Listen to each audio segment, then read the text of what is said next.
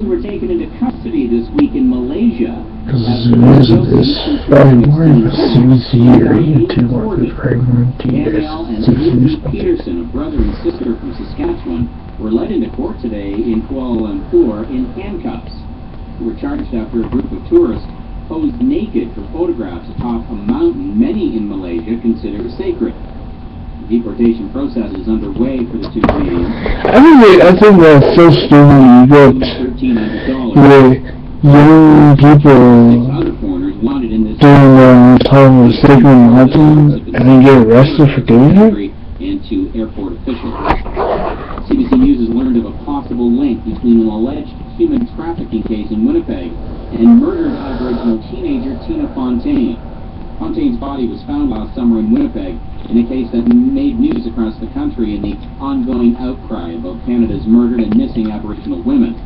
The possible human trafficking case involves an Aboriginal teenager who tells Winnipeg police she was forced into prostitution. CBC's Karen Pauls has the details. The teenager says she was held against her will and given provocative clothing to wear in photos for an escort ad.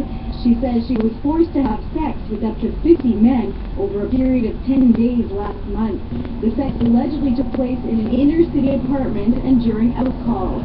One of the accused in this case is a 27-year-old woman named Janine Fontaine. Fontaine denies any involvement. CBC News has learned that she's related to Tina Fontaine. That's the 50-year-old girl who was missing from the child welfare system last August. Her body was found in the Red River. Her death has drawn a lot of attention to the issue of murdered Indigenous women. Just before she went missing, Tina stayed with her aunt, Janine Fontaine's mother, in one of those apartments alleged to be part of this human trafficking case. Police tell us this investigation is continuing, but they won't provide any more details. Karen Paul, CBC News, Winnipeg. Dominic Strauss-Kahn, the former head of the International Monetary Fund, has been acquitted of aggravated pimping charges in France. CBC's Margaret Evans has the details. In France, prostitution is not illegal, but procuring prostitutes for others is. And in reading his decision this morning, the French judge reportedly said that Dominic Strauss-Kahn was a customer, but not a pimp. The sometimes sordid testimony of his case will have done the man known to many simply as DSK no favors, especially when added to recent history. The former head of the International Monetary Fund was being tipped as a potential French presidential candidate with a real chance of success in 2011, when a New York hotel maid accused him of sexual assault. That case was eventually settled privately, out of court. Today's decision refers to the so-called Carlton affair. Strauss-Kahn was accused of attending sex parties in Washington, Paris, and Brussels between 2008 and 2011, when he was still head of the IMF.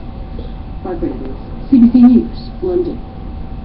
It appears co-pilot Andreas Lubitz considered other ways to kill himself before he crashed a passenger jet into the French Alps back in March.